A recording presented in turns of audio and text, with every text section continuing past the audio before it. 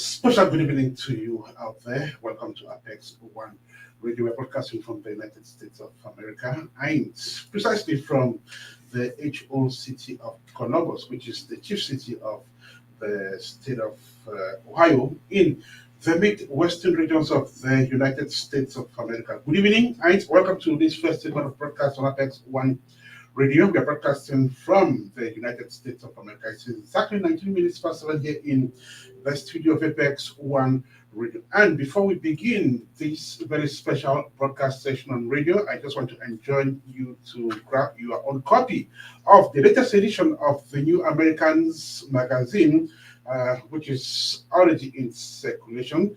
The New Americans magazine is the leading print publication in the immigrant community in Central Ohio, and of course, it covers news within this community. In this great edition of the magazine, we have Senator Marcel Craig on its cover. You may want to procure your own copy of this magazine, then flip through the pages and read this interview with the great lawmaker.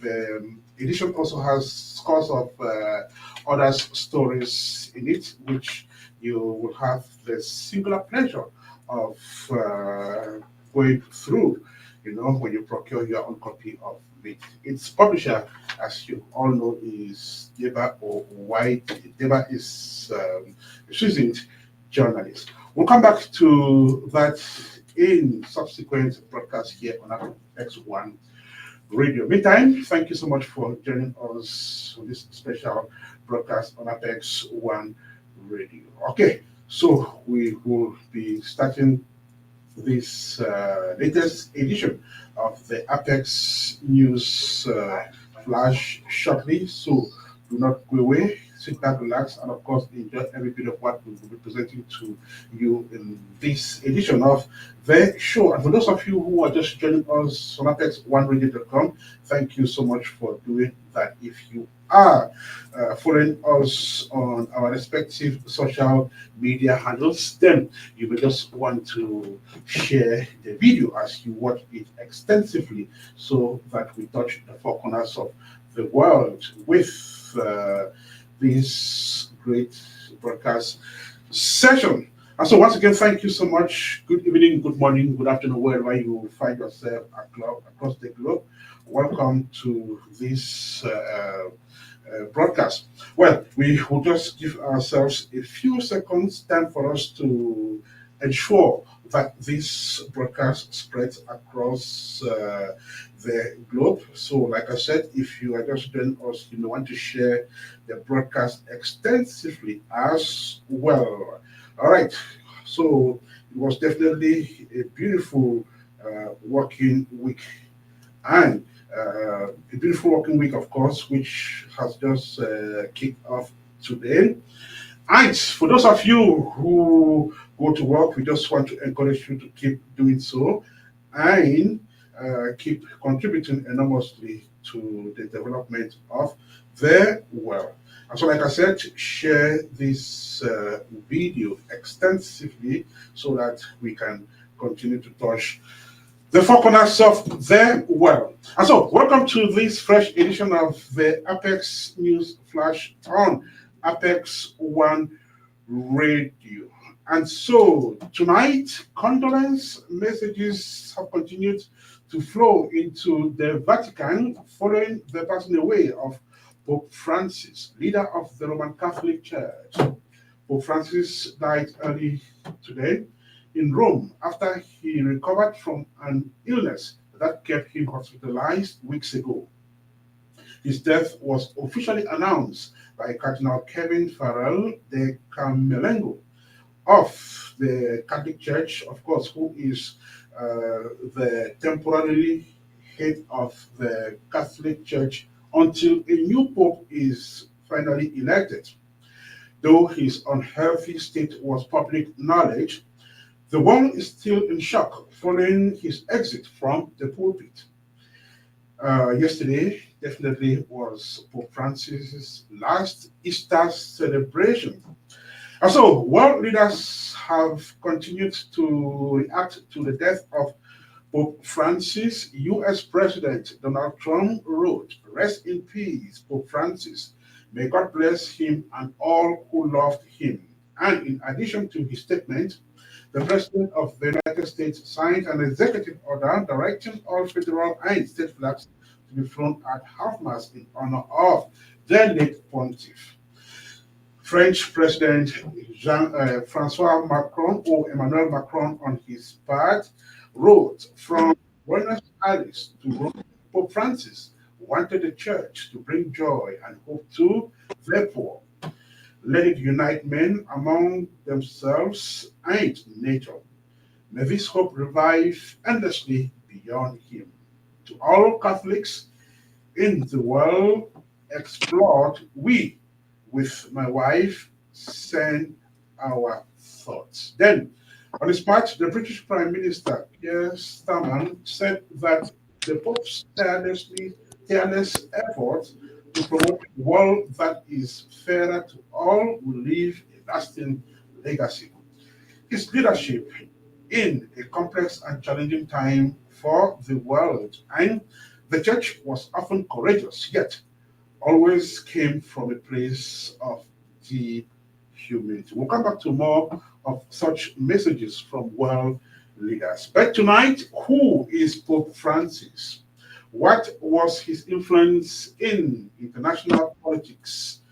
What role did he play in the protection of the rights of children? And how implanted is the Catholic Church in Liberia? These and more questions will be answered tonight by our men and women of the news world who are joining us tonight for their analysis and reports. We have Taiwo Akinlami. Taiwo is a children's rights advocate who has been following Pope Francis's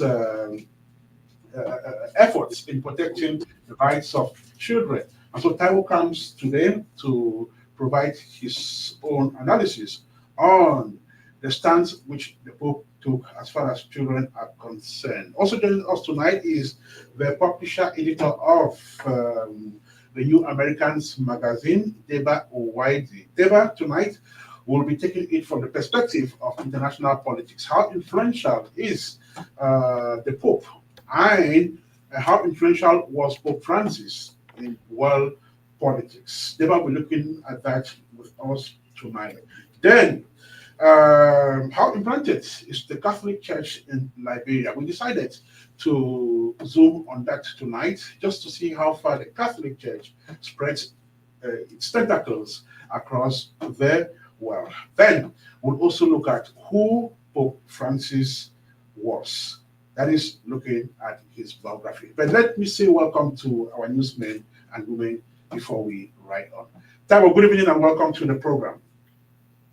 Thank you for having me. It's my pleasure to be with you tonight. How are you today, Taiwo? I'm doing great, except that I'm dealing with some cough, cold, and catarrh. Oh, sorry about that. Well, very briefly, Taiwo, how did you learn about the passing away of the Pope? Well, I saw it in the news this morning, and so that's I just saw the news flash.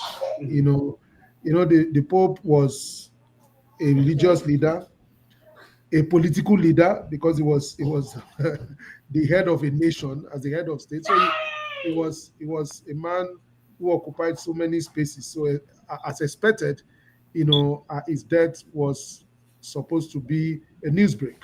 And so that's what I got to know about it. All right. Thank you so much, Taiwo, for joining us tonight. Deba, good evening and welcome to the program. Thank you very much. Thank you for inviting me. How did you learn about the death of the Pope, Deba? Yeah, I just saw it on my phone. I saw breaking news on my phone. I always get breaking news alert on the phone. So I saw it and I was wondering, and I decided to read the story and confirmed, what really happened. And I learned that it was in the morning because we were watching the news yesterday where the Vice President of the United States was visiting, was a guest of the Pope. And yesterday was also Easter Mr. Sunday. Fund. The Pope also spoke to visitors to the Vatican City. And so when I saw it, I was wondering, was it not the Pope that I saw even last night? And waking up this morning to see, the news. So um, I commiserate with the family of the Catholic Church and also the people of Italy and other, Christians all over the world because they see the Pope as a beacon, of Christianity. It's definitely the beacon of Christianity. His name is Deba Uwadiae, joining us tonight as well. Danlette Washington, good evening and welcome. Good evening. Thank you. How did you learn about the death of the Pope, Danlette? I saw the notification earlier today. I didn't even know that he passed because usually in the morning I would check my emails and then just check and look through my phone. But I didn't do that this morning because I had a lot of things to do until this afternoon when I went to check my phone for something else. I got a notification. I opened it and saw it. And yeah. All right.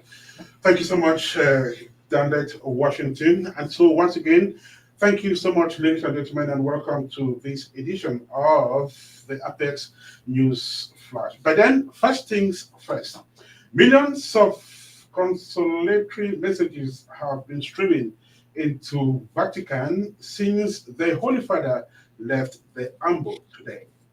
Pope Francis had his last breath at 7:35 a.m. Italian time Monday, and the news went across the world soon after that. But who is Pope Francis? When and where was he born? What was his educational and priesthood background? In the following paper, with resources from the Vatican website Holy See, Apex One Radio's Shin Tebong presents the biography of the fallen hero, Shin. Thank you, Ernest. Born on December 17, 1936 in Buenos Aires, Argentina, George Mario Bergoglio was son of Italian immigrants. His father, Mario, was a railway accountant, and his mother, Regina Sivori, stayed home to raise their 5 children. George, who would later be Pope Francis, studied to become a chemical technician before deciding to enter priesthood. In 1958, he joined the Jesuit order and later earned degrees in philosophy and theology. The Catholic faithful began teaching literature and psychology in Argentine schools and was ordained a priest on December 13, 1969. He continued his religious training in Spain and took his final vows as a Jesuit in 1973. That same year, he became the Jesuit Provincial for Argentina, a position he held for 6 years. Later, he worked as a university rector, teacher, parish priest, and spiritual advisor.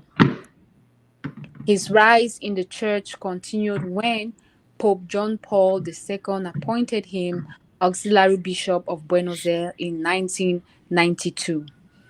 He became an archbishop in 1998 after the death of Cardinal Antonio Quaracino.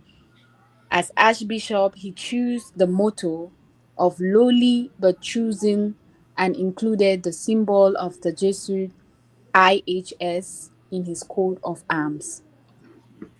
Pope Francis preferred to keep a low profile. His first interview as a bishop was with a local parish newsletter. Yet he became a respected voice during Argentina's financial crisis in 2010. 2001. In the same year, he was made a cardinal by Pope John Paul II. Rather than asking people to travel to Rome to celebrate, he asked them to give the money to the poor instead. As a cardinal, he worked on several Vatican committees and continued writing. He authored books such as Meditation for Religious in 1982, Reflections on Apostolic Life in 1992, and Reflections of Hope in 1992 as well. In 2001, he played a key role in the Synod of Bishops, stepping in at the last minute to lead discussions about the role of bishops. He emphasizes that bishops must preach justice and uphold the church moral teachings. Ernest? Bishops must preach justice and uphold the moral teachings of the church. That was Shin Tebong there with biography of Pope Francis, who passed away today. We will get back to that to find out more about him. But let me begin with Deba. Understandably, the Catholic Church is so important when it comes to the political life of every country. Reason why the entire world, is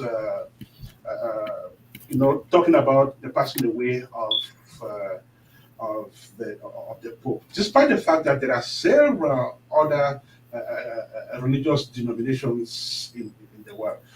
How did the church, particularly the Roman Catholic Church, become part of the political system of the world? Yeah, thank you very much. If you look at current, population of the Catholic Church, it's 1.3 billion, even more than that. So in 2024 is about 1.3 billion, and we have roughly 8 million, 8 billion people, and so from that you have 1.3 billion. And so that number is very huge when it comes to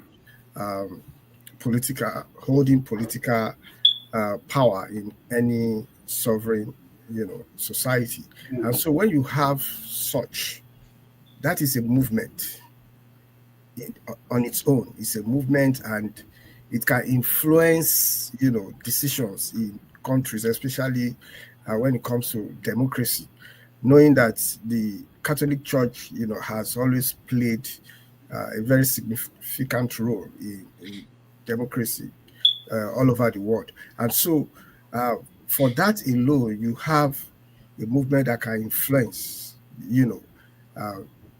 elections in countries. Mhm. And so that is one, particular strength, that population, all over the world.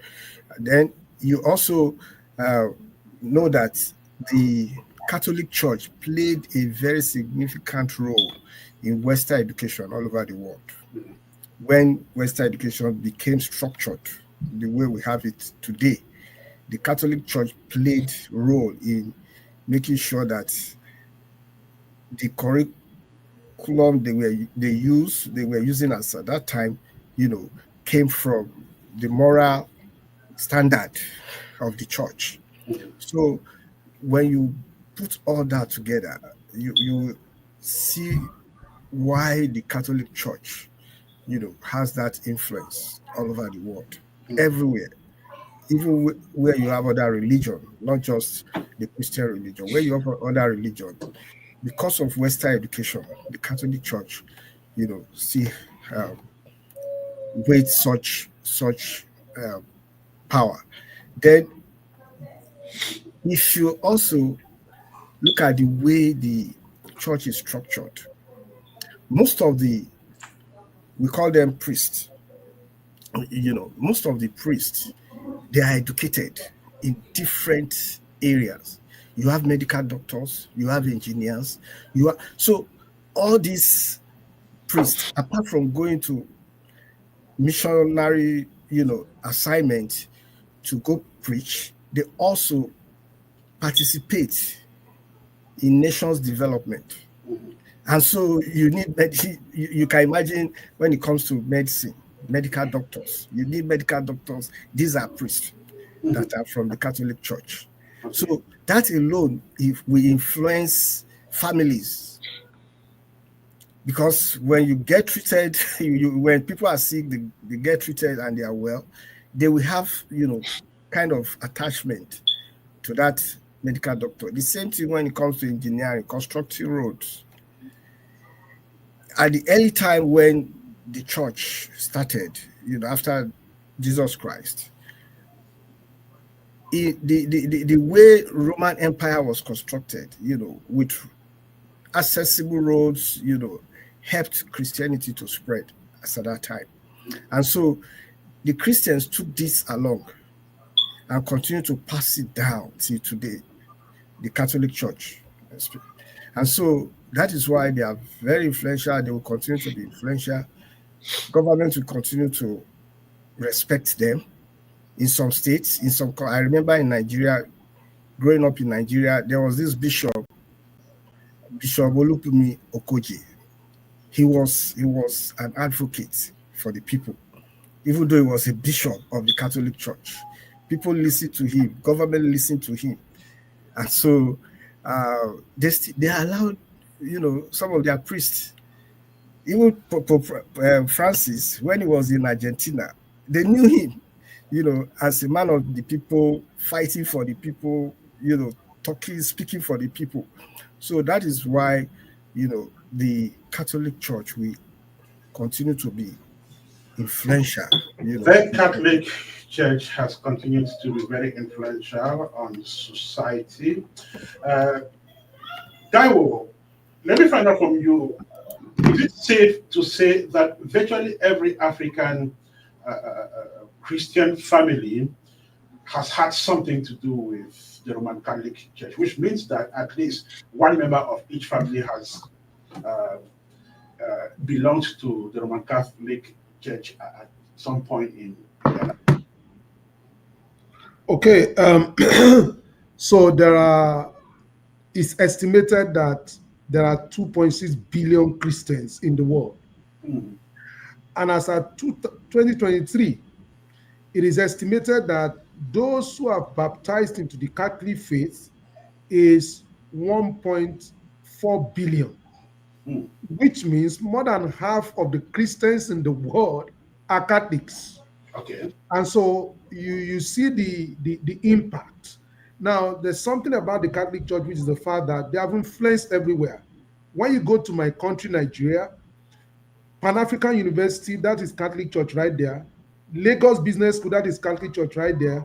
Hospitals, diverse areas of our lives. Now, so what the Catholic Church has been able to do is to immerse themselves in every part of our lives.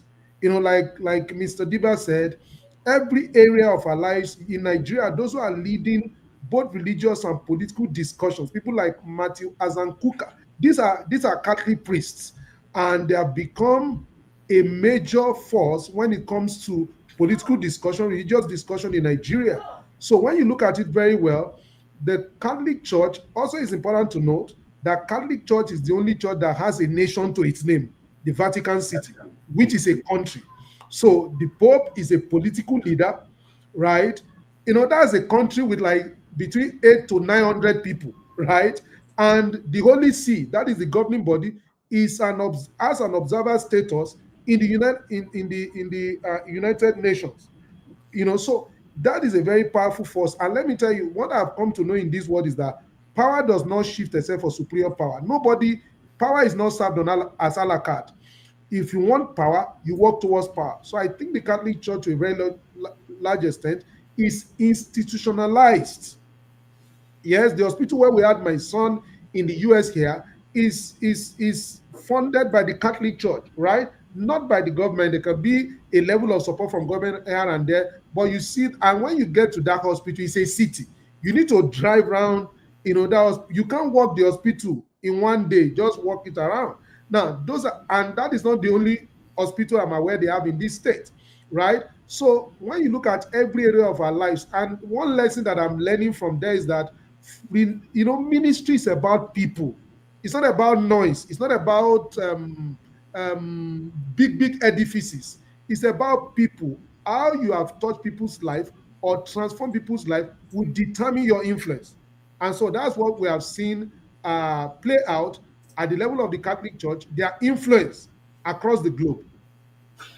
Ministry is about touching people. The Catholic Church has touched millions and millions of people across the world. Danlette Washington, how old is the Catholic Church in Liberia?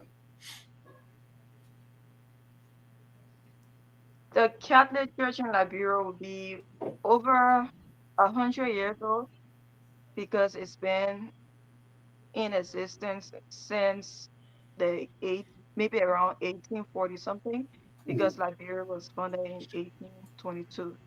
So yeah, over 100 years.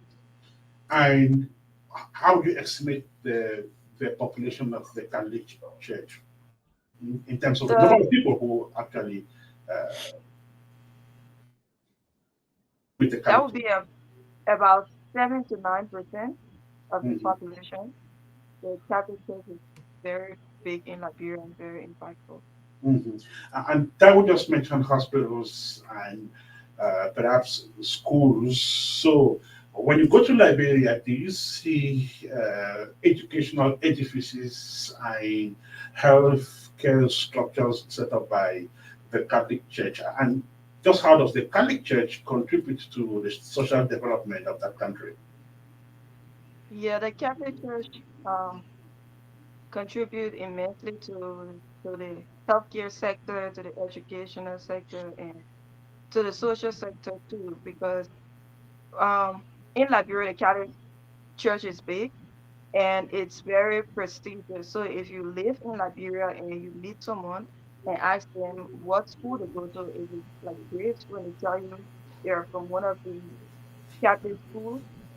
Yeah, I think you get to have more respect for them because it's very prestigious and people look up to the Catholic Church and the school. And then they have the Stella Maris Polytechnic um, University too in Liberia. And then as far as the Catholic Church also contributes to the peace of Liberia, the leaders, and the Catholic Church is part of the Council of Churches in Liberia. When there is war, when there was war before, they would try to make peace and try to bring people together. And then they have hospitals in Liberia where a lot of people, when they get sick, they would prefer to go. They would always say, "Oh, I want to go to Catholic hospital." So it would be their first choice to go to for any kind of health issue. Hmm. That's interesting. We're listening to the Apex News Flash this day, Monday, April the 21st, 2025. The day when the world was taken aback with the sudden disappearance of the head of the Roman Catholic Church, Pope Francis. Pope Francis died early Monday in Rome. He had been sick for a while, but he was kind of recovering. He actually recovered, spent Easter Sunday with faithfuls and even the Vice President of the United States of America.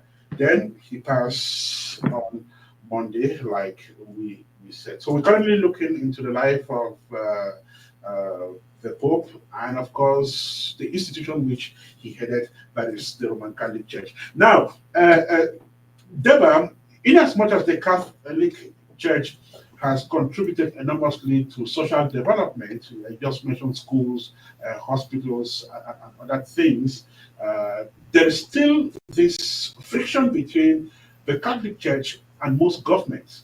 Like, it's safe to say that most governments dread the Catholic Church. They are afraid when an archbishop speaks, you know, governments are always shaking. We've seen how governments have always been in conflict, with leaders of the Catholic Church. Why is this relationship between governments and the Catholic Church so tense? Yeah, because the Catholic Church, whoever leads in any country or in any city, we always tell the truth because they are the people that people in government are serving are part of the Catholic, church, and so they hear what the people say. The priests are closer to the people than people in government because by the time people get to government, they become very big. They have some security that the people that elected them there, or the people that they are claiming they represent, can not have access to them anymore. And so uh, the only place that people can go, to have some kind of, succor, can have some kind of, safety that people can listen to them is the church, the Catholic Church. And the Catholic Church, like we've said earlier, serve the people. They have, when people say they are hungry, they organize, programs where, food in their pantries, are distributed to the people. When people say they need accommodation, they provide, places for them, to shelter for people. And so, whereas these are things that the government in any country, should be doing, should be providing, access to education, access to affordable homes, jobs. These are the things that government should be providing. But you find out that when people get into government, they become something else. Politicians become something else. They don't serve the people anymore. They start, serving themselves, through different means, whether in Western world or in, third world. But the thing is that the Catholic Church will tell the truth. They will call the people in government to tell them that this is what is happening. And when they tell them that this is what is happening, they don't want to hear because they are afraid that there may be, protest, demonstration, And the truth about it is that the church will not hide all these things. They will say it. They will call press conference. They will say it. When it was really tough in Nigeria, when General Abacha was the president, it was tough there. People were murdered for speaking out. And so the only group that could speak and will not be afraid was the Catholic Church group. Others, they could not speak.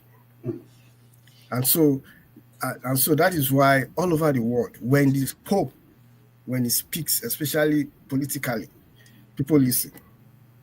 All over the world. People definitely listen when the Pope speaks. Taiwo, we have seen the Catholic Church always react to political happenings. Episcopal conferences around the world would always, react with very strong letters, either pointing out what the government is doing, which is not fair to its people. And a lot of people, including politicians, have always chastised the Catholic Church for meddling in politics when they do that. Do you really think that it is meddling into politics when the Catholic Church decides to react to a political situation, or it is doing so in its own right? Well, I think that so there's no way you can be relevant no matter what you are doing if you are not involved in culture shaping. Our lives are shaped by politics, by social engagement, and the rest of it. So and you have members that are affected by whatever government does. So Catholic priests, for example, the Catholic structure or the Catholic leadership cannot be accused of being being a meddlesome interloper because they will be speaking for their members. who are also members of states. Mm. You know, the policies of states, you know, excuse me, the policies of states Affect has an those people. has an impact on their members. So so they have to engage the state. And it is also important to note in Nigeria, for example, there are Catholic priests who ran for governorship election and won, right? And you know, they serve their people. So the foundational thing is this: if you are if you are part of a state, that is, whether you are at home or you are in the diaspora, you should be interested in the workings of the state. I mean, if you say you are not interested, policies of government may look distant or far away. They have impact on all of us. Now, the policies that government make, the interpretations of those policies have impact on everyone, whether it is international politics, whether it is local politics. And that is why you find, if an institution is responsible for running schools, the secondary school, I attended 2 secondary schools, one in Ado Ekiti, one in Ondo, in my country, Nigeria. Both of them were Catholic school, secondary schools. So if an institution is involved in running schools, it has impact on our lives. They're involved in running hospitals, it has impact on our lives. They're involved in running higher institutions, it has impact on our lives. They're involved in every area of our lives. They are involved in fixing roads and doing all of those things. They have a stake in the outcome. And so it is important for them that they speak up when it is critical. And because, again, the state knows that these guys are not just talking, these guys are doers. They are not just telling government what is possible. They show government what is possible by the things that they do. So when you see that kind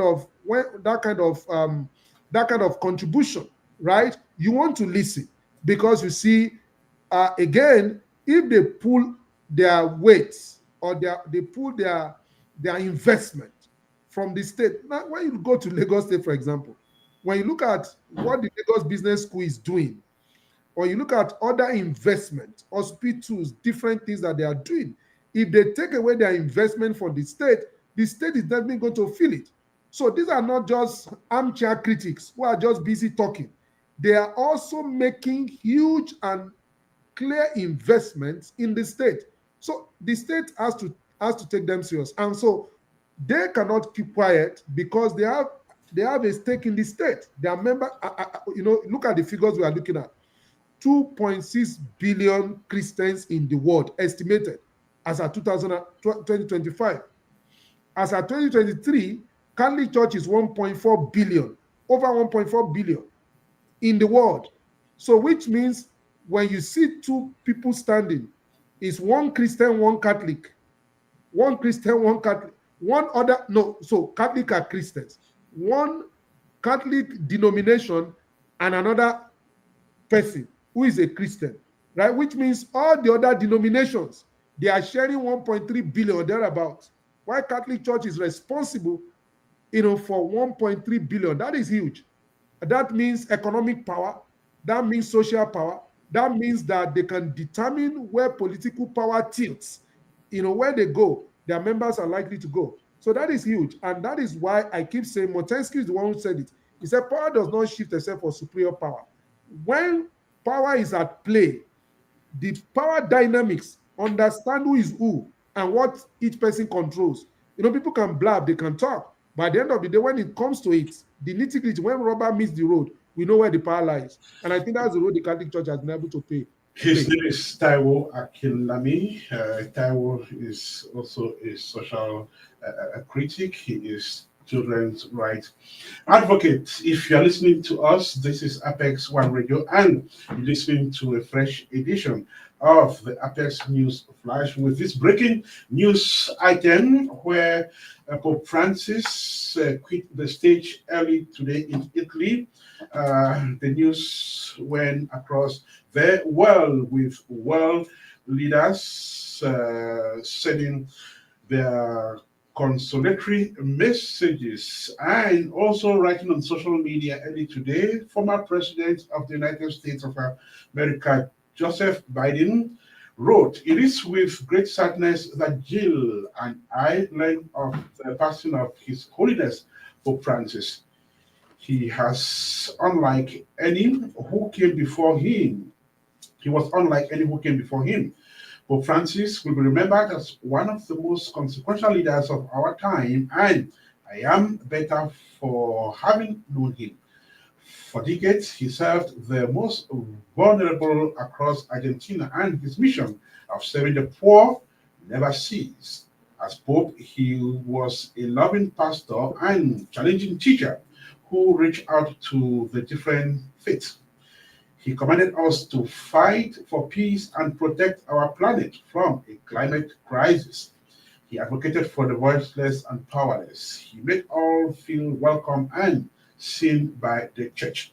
He promoted equality, equity, and an end to poverty and suffering across the globe. And above all, he was a pope for everyone. He was the people's pope, a light of faith, hope, and love. That was Joe Biden writing earlier today. And this is Apex One Radio. You were listening to a fresh edition of the Apex News Flash. So, despite his growing influence, Cardinal Bergoglio remained modest. He declined the position of president of the Argentine Bishops' Conference in 2002, but accepted the role 3 years later and was re-elected in 2008. He participated in the 2005 conclave that elected Pope Benedict XVI. Shin. As Archbishop of Buenos Aires, he focused on a missionary effort centered on building open, welcoming communities and involving lay people in leadership and reaching out to the poor and sick. He encouraged teamwork between priests and lay people to serve the city's more than 3 million residents.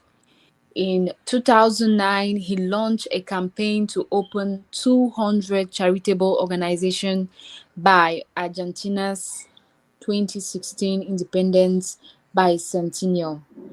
He believed strongly in the message of the 2007 Aparecida Conference, calling it a key guide for spreading the Christian message in Latin America. Before his election as Pope, he serves on several important Vatican congregations, focusing on worship, clergy, religious life, families, and Latin American affairs. Pope Francis' journey from a humble neighborhood in Buenos Aires to the Vatican reflects his deep commitment to faith, service, and simplicity.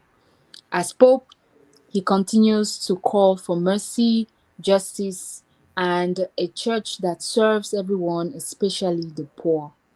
Ernest.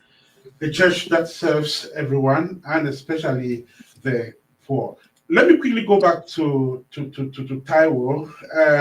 Taiwo, earlier today on your Facebook page, you paid tribute to the Pope by stating that he was very influential when it comes to protecting the rights of children. And you wrote that the Pope said it is necessary to reaffirm once more our firm commitment to ensure the protection of the children of vulnerable adults. And you also said that the Pope did not sweep in under the rug. However, he went ahead to advocate for the creation of a pontifical commission for the protection of minors and championed zero tolerance for abuse. This is really serious, and I want to know how serious had the said abuse become to necessitate the creation of such a commission by the Pope. Taiwo. Well, you know that there was a major issue within the Catholic Church. You know, there's no organization that is perfect in this world, right? No matter how good you are, there will be weaknesses. And so, in spite of the impact that the Catholic Church has made, there have also been a lot of crises, particularly when it comes to child sexual abuse. Plethora of cases, have been seen. And what used to be was, the Catholic Church coming to face this issue headlong and admit that there are cracks and admit that the system permits those kind of things, right? And one of the things that I celebrate Pope Francis for is the fact that he took a frontal look at this matter and decided to build policy around it. For me, children are not protected except through system. So when you find a political leader, a religious leader that acknowledges that there's a crisis, that acknowledges that children were being abused sexually, and that did not only admit but built a system around a system-based solution, because that's the only way to protect children. There has to be a system that takes into cognizance what is our goal or set of goals, who is responsible for what, how are they responsible, why are they responsible. That is what a system covers, and that's what he did, and that is commendable. Then you go back to the fact that this man was a teacher, right, who related with children. My wife and I were married for 15 years before we had our first child. And so I know what it means to be walking around children and not to have biological children. Now, we were hoping to have one day. Pope Francis did not plan to have. Are you getting it? And he was working tenaciously with children, writing books, directing the destiny of many children. Of course, when he became a pope, his soft spot, which are children, also, was very relevant to the things that he did as a pope. And that's why, for me, I will call him children's pope, right? Because that has been his first law from the beginning. And one of the principles of our own organization, the Power Parenting Company, is that you don't need to be a biological parent to play a role in the lives of children. And my wife and I, as somebody who did not have biological children, I played that role for many years, raising other people's children, right? But when you see a man who does not plan to have children, it now shows that you don't need biology to be a responsible father. There are people around you that you can bless, that you can be a father to, and that is the legacy that I see that Pope Francis was able to leave behind, very strong. I hope that the Catholic Church is able to continue that era of calling out. It's not easy for somebody to call out himself. He called out the Catholic Church. He said, it's time we don't sweep this thing under the carpet anymore. We need to do something about it, right? People under him, faced the consequences. They faced the court and all of that. And he did not allow the influence of the Catholic Church to interfere with, justice. I think he did very commendable things. And that's why this morning when I heard about his death, I put pen to paper to write that article. Okay, beautiful. Deba, the visit of the Pope to any country has always been a crowd-pulling event. I remember when Pope John Paul the second visited Cameroon, it was massive. Then, when his successor, Pope Benedict XVI, visited that same country, it was still a crowd puller event. And so that happens across the world. What is the role which the Pope plays in diplomacy and world politics? Like I said, the Catholic Church, has been part of government, especially since the 4th century, during the time of Constantine, in the Roman Empire. And so that has not been removed. And so it's a government on its own. When you talk about structure, how structures are followed, it is the Catholic Church. And so that has affected, their operations everywhere, every country they are, And so when it is any country that announces that, the Pope will be visiting, you can imagine, the number of people who want to see the Pope. I remember when I was young, when the first Pope visited Nigeria, the first Pope that visited Nigeria, as at that time, I was in elementary school. And The road the road that leads to the government house uh, was very close to where we were living, and so every government person, like the head of state as at that time, we always pass that road. And so I remember when we went to wait to see the Pope, and we, it was a motorcade, and so when he was driving past, everybody was saying, I saw him, I saw him. All of us children were saying, I saw him, I saw him, I saw his face. Oh, look at how he waved. Look at, that is how, people always expect the Pope's visit to any country. It's not just like Taiwo rightly pointed out. The Vatican City, is a country. So it's not just that the Pope, the head of, the Vatican City, is just a religious leader. It's also like, at the same level with head of state, even though the Vatican City is not part of the United Nations, but the Holy See, the government, is an observer there. And so, apart from that being religious, they see all government heads.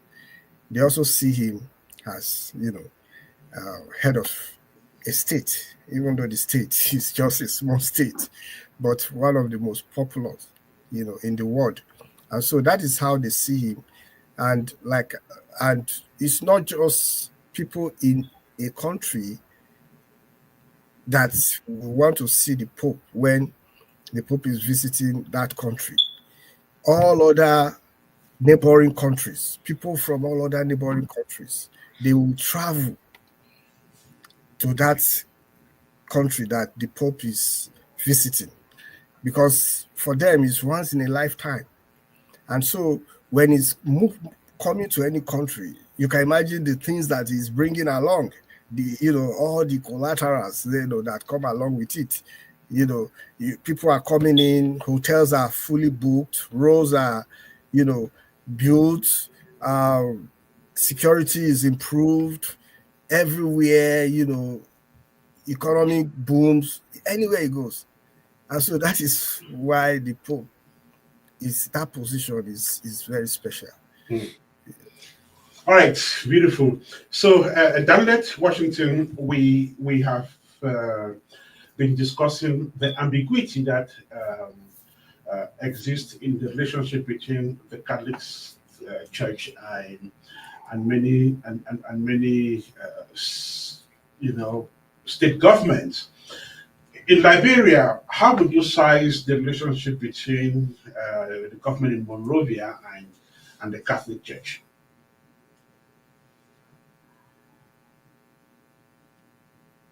The Catholic Church has always been, I would say, cordial with the government of Liberia, and there they have the Council of Churches, which the Catholic Church is a part of. So when there are any issues, like if there is war going on, or if there is something that the government is not doing right, and the citizens are complaining, the Catholic Church can be able to join to advocate and be able to just talk to the government and be able to be on the other end of the road with the citizens and be able to just make peace good. Um, it has always been a good relationship, I would say. A good relationship between the Catholic Church and the government of Monrovia. We are on radio, and the focus is on the passing away of Pope Francis, who died early Monday, April the 21st, 2025. And the whole world is mourning and paying homage to the great spiritual leader. Taiwo, I'll come back to you. In your outing earlier today, you mentioned that the Pope, according to him, said children are never a mistake. Their hunger is not a mistake. Their poverty, their vulnerability, their abandonment, none of these are mistakes. So, Taiwo, would you give the Pope credit for a stance which normally a man of God, of that caliber, uh, should take? So, these are not words which are strange when they come from a man of God. So, would you credit the Pope for saying that? Well, there are two things in life: what to say and what to do. There are two different things. Mm, Even God talks about people who say one thing, whose words are close, but their hearts are far away from Him. So it's not about what somebody says, really, it's about the person's character, whether the person's character is in conformity with what the person is saying. In this instance, we are talking about uh, a religious leader, a political leader who moves beyond ordinary call of duty by focusing attention on children, by asking critical questions. It was Gandhi who said that God created enough for everybody's need, not for everybody's greed. It means that anywhere you see need, somebody has been greedy because there's enough in the world to go around. And when you look at the circle that the Pope came from, he was a Jesuit. These are people who have taken the oath of poverty, not because they do, not because they have to be poor, they chose to be poor, because they want to live by that tenet. There should be enough for everybody to go around. Now, we have to be steward of both private and public property, mm, right? Now, what you have should be available for your neighbor, should be available for those around you. And so when you see the kind of life that the Pope lived, you will see that it is beyond the call of duty. That you are a Pope does not mean you need to establish the commission that you established. That you are a Pope does not mean you need to make your voice known vociferously, particularly when we are dealing with children who are victims of wars as a result of the irresponsibility of adults. The truth of the matter is that there's no war in the world today being fought because of disagreement on children. There's no such war anywhere in the world that the cause of the war is that somebody does not like the way children are being treated, so the person went to war. But children and women are the first and second casualties when wars happen. And that's why the Pope was saying that, see, no child is a mistake. mm, And I think when you trace back to the position of the Catholic Church vis-a-vis birth control, the Catholic Church does not believe in birth control, right? They don't believe in abortion and all of these things. And so the point is that the adults who are bringing children to this world can be irresponsible mm, in the idea of bringing children that they don't have the capacity to take care of into this world. But the idea, once the child comes here, the child is not a mistake. So it was calling the world to be responsible. Now, a family unit may not have enough to take care of a child, but the world has enough.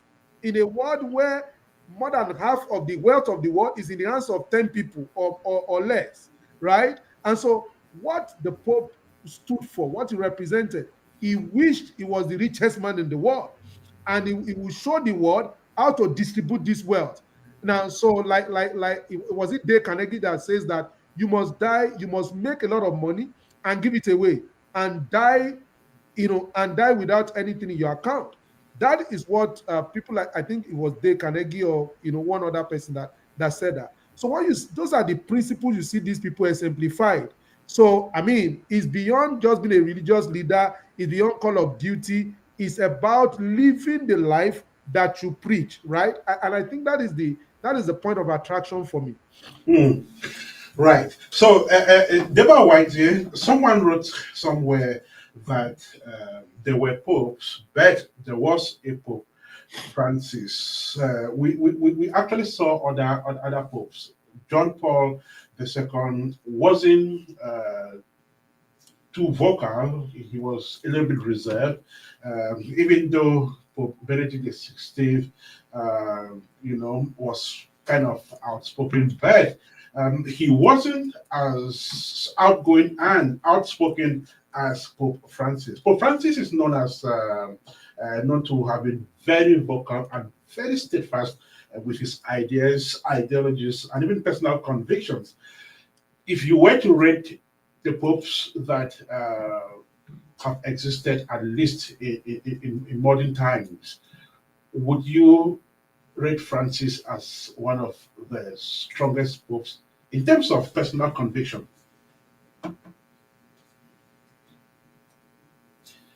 Deba, you're muted. Yeah, thank you. I will, because he has been very consistent in advocacy, especially for people. I know some are very, diplomatic in the way some of the popes, I grew up to meet Pope. I think it was Pope John Paul II? John. Yeah, Pope John Paul II. And so, but with Pope Francis, he's always talking about things that affect the people. Right. He even spoke at a time when immigrants were being harassed in the United States. And so the conservative movement, the anti-immigrant group, they never liked, the way he came out, to talk about how you need to take care of, people, immigrants. And so that is how, bold, he was when he was alive. And so he was not afraid to speak about things. He was not afraid to tackle issues, especially issues that affect people that are suffering. He's always praying for peace, for war to end. He's always talking about, how people can come together to help the poor. And, in some environment, especially the capitalist, environment, they don't see things like that as something to encourage, because for them, it is it's capitalism. And so when you start talking about giving out things to people, they see it differently. They don't see it as equity. They don't have room for equity. And this is somebody that has sworn, a Jesuit, to live that life that Commonwealth has to be shared, and everybody must be taken care of. And so when they see someone like that, they kind of not want to support the person. The representative Green tweeted something that people are reading, meaning to today, when she said, evil has been taken away by the hand of God. Somehow people said she's referring to the Pope, because the Pope is always there talking about the poor, talking about certain things that need to be tolerated, so to say, in the church. And so this is why people like that will not want to appreciate him, but he has continued to make impact all over the world. He has continued to speak out different things. There are a lot of things. It's not just about having good government. He's talking about ensuring that there is peace all over the world, and it's not stopping there. It's making sure that there is food for everybody. He's talking about shelter. Every country he goes to, he talks about things that people in that country will need. That is the kind of Pope he was. He will talk about it. Government, people in government will not want to hear things like that. For example, if you go to Nigeria now, if you talk about having security, having jobs for people, making sure that food is there for people, people in government will say, why is he talking about this? But he will talk about it. And that's why, he stands out, of all the Pope that I came to meet, since I came. So I will give him, I will rate him very high, you know. Pope Francis has gone into the annals as the spiritual leader who represented the voice of the voiceless across the world. We are focusing on him today in this special edition of Apex News Flash, which is gradually but steadily moving to its end. And so, founded in Jerusalem, the Catholic Church was created around 33 AD, that is, after the death and resurrection of Jesus Christ. It is considered to have begun with St. Peter, that is, the first pope. Latin America, that is South America, has the largest number of Catholic churches across the world, with Brazil having the largest population of Catholic Christians in the world. And there are approximately 640 Catholic archdioceses worldwide, with roughly 3,000 plus dioceses globally. Also, there are around 240 cardinals. Of this number, about 130 of them uh, who are under the age of 80, of course, will be eligible to vote for the next pope or to elect the next pope. I'm talking about the election of the next pope. We'll come back to that in the second edition of the Apex News Flash devoted to the death of Pope Francis. That will definitely be on the day when the new Pope will be elected. And so, Pope Francis was elected as the head of the Catholic Church on March the 13th, 2023. At the time of his election, he was You mean 2013? 6 years old, 2013, of course. And at the time of his election, he was 76 years old and had already served as Archbishop of Buenos Aires for 15 years. Well, but what kind of man was he and what life did he lead? Shin. Pope Francis, known for his simple lifestyle, he chose to live in a small apartment instead of the official archbishop's residence and preferred to cook his own meals.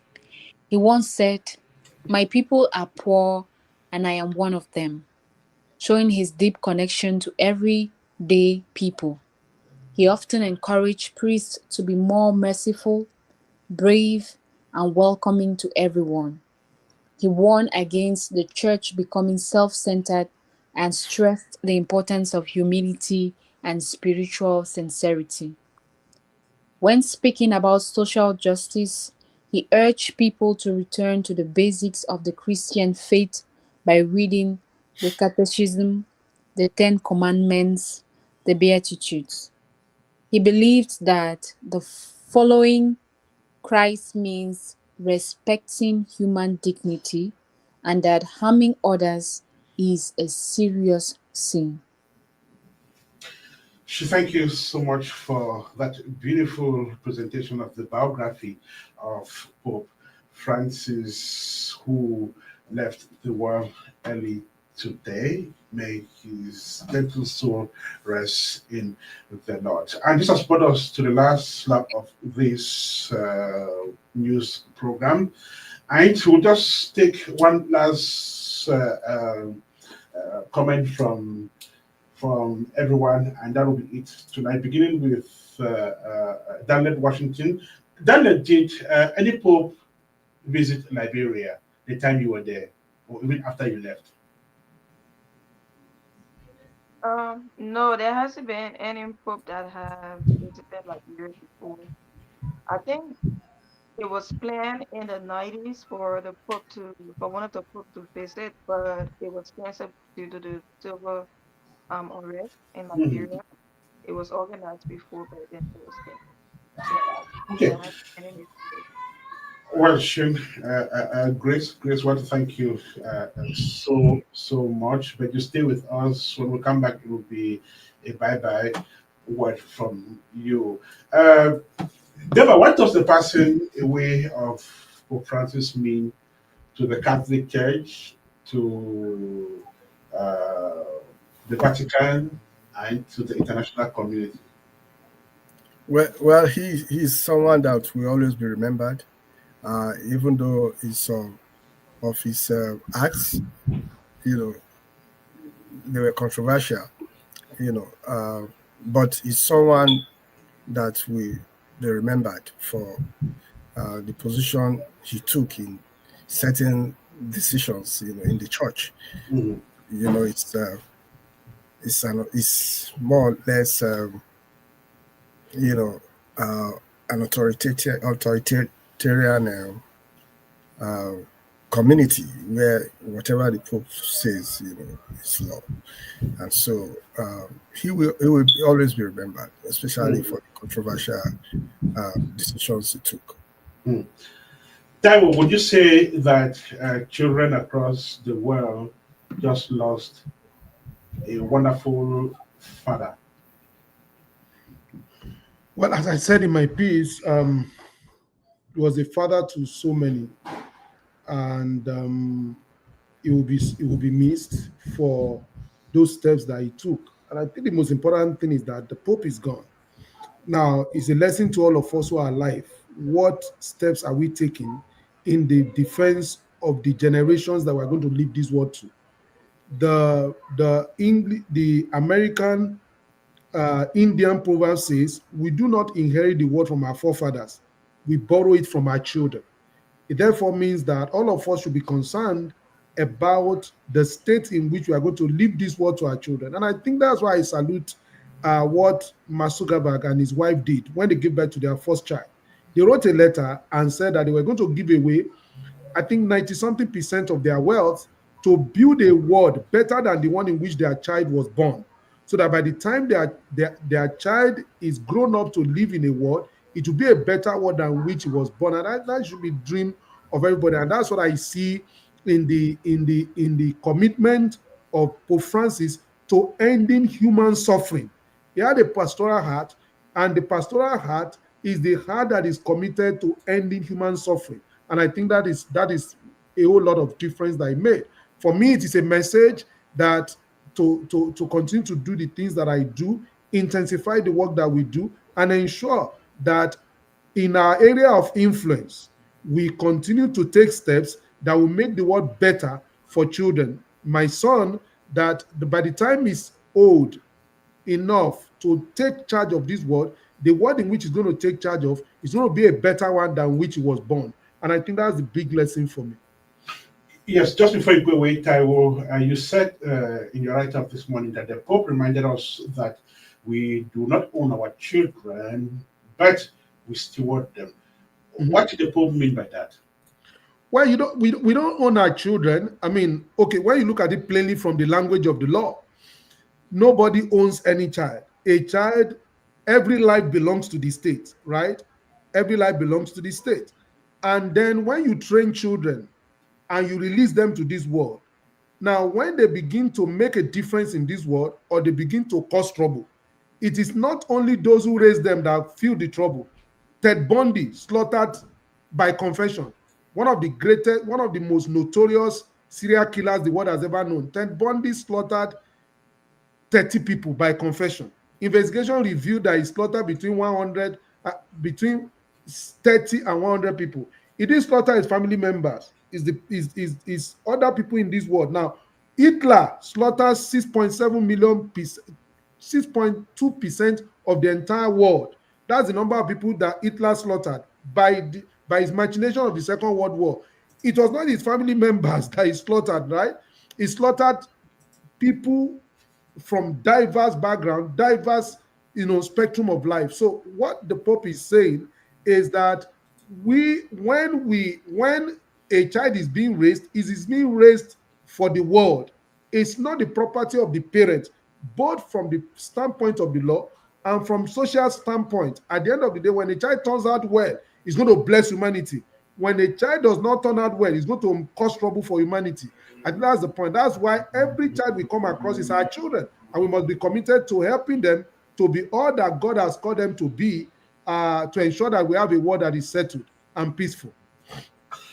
And so, as we speak, Cardinal Kevin Farrell is the current temporary leader of the Catholic Church. He is the one who announced the passing away of Pope Francis early Monday, the 21st of April 2025. We will come back to this story subsequently, and that will be when a new Pope would have been elected. We will bring more analysis.